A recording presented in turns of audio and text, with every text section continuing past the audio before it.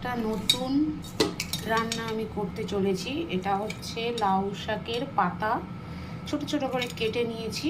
এটাকে আমি এখন সেদ্ধ করব। আর এই যে চিংড়ি মাছ, তোমরা দেখতে থাকো ভিডিওটা কেমন লাগে তোমাদের। এবার আমি এখন একটু জল দিয়ে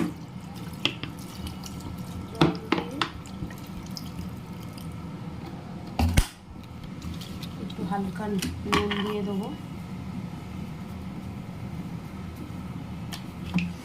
দিয়ে বসিয়ে দিলাম।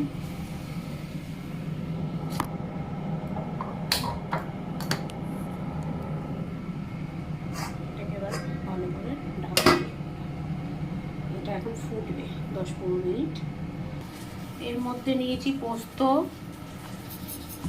সর্ষে, সাদা সর্ষে আর কালো সর্ষে, তিনটে মিক্স করে নিলাম। নিয়ে এবার আমি মিক্সিতে ভালো করে এটাকে শুকনোই গড়িয়ে নেব। শুকনো মানে গড়িয়ে নিলে কি হয়, জিনিসটা ভালো গড়ে, আর জল দিলে মানে সহজে এটা গলতে চায় না। ওই জন্য আগে শুকনো পেস্ট করে নেব।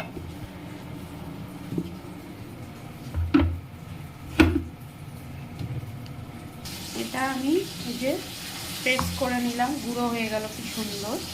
দিয়ে এটাকে আমি কাঁচা লঙ্কা দিয়েছি, একটু হালকা নুন দিয়ে দেবো, কারণ তেতোটা লাগবে না। দিয়ে হালকা আমি জল দিয়ে দেবো, দিয়ে এটাকে আবার আমি পেস্ট করে নেব। এটা কি সুন্দর বাটা হয়েছে, পুরো একদম পেস্ট হয়ে গেছে সবটা। আর এদিকে আমি লাউ পাতাটা যে প্রায় সেদ্ধ হয়ে গেল, একটু পরে নামিয়ে নেব। এবার এতে একে একে সব দিয়ে দিই। এবার একে একে এটাতে আমি সব দিয়ে দিলাম, দিয়ে এটাকে আমি ভালো করে এটাকে আমি মাখিয়ে, এবার আমি ওটাকে ভাপাবো।